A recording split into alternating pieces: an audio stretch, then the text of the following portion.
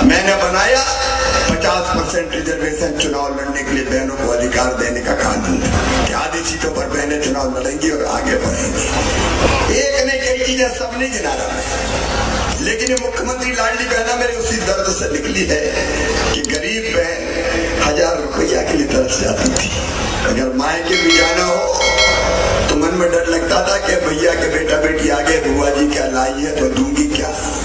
1000, 500, 2000 के लिए परेशान रहती थी। और अपनी इसी बहनों की परेशानी मैंने दूर की मुख्यमंत्री लाडली बहना योजना से। जैसे सरकारी कर्मचारी को तनख्वाह मिलती है, मैंने तय किया हर महीने बहनों के खाते में पैसा डालूंगा। मुख्यमंत्री लाडली बहना योजना, मैं उसके विस्तार में नहीं जा रहा, लेकिन बहनों की जिंदगी बदल गई। आज गर्व और आत्मविश्वास के साथ कहती है कि मेरे खाते में पैसा आते हैं, 10 तारीख तक फिर पैसे आ जाएंगे। मैंने पूछा कई जगह बहनों से, बहनों परिवर्तन क्या है? तो एक बहन बोली, भैया आजकल तो घर में सास भी बड़े प्यार से बोलती है, प्रेम से बोलने लगी। एक ने कहा कि पतिदेव भी आजकल रोज पूछताछ करते हैं, पप्पू की मम्मी कैसी हो, पैसा आगे कि नहीं आए। अभी ये परिवर्तन हुआ है। कई बहनों ने काम धंधा चालू कर दिया अलग अलग तरह, छोटी सी राशि से। तो जितनी चीजें मैंने करी, आप बताओ बीमार हो जाते थे, आप कल्पना करते थे।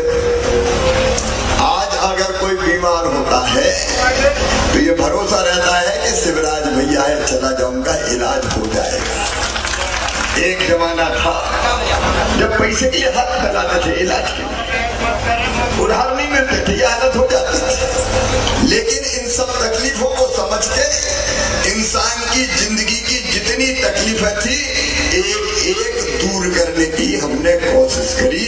आम आदमी की जिंदगी में कोई कष्ट ना रहे। परिवार चलाने का मतलब क्या है? परिवार का मतलब है परिवार के सुख और दुख की चिंता करना।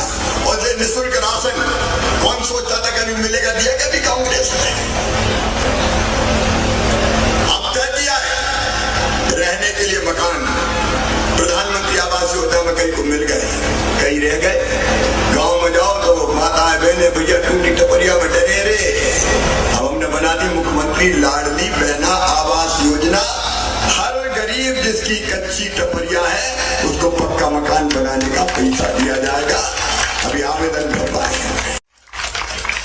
लेकिन एक बात मैं कहूं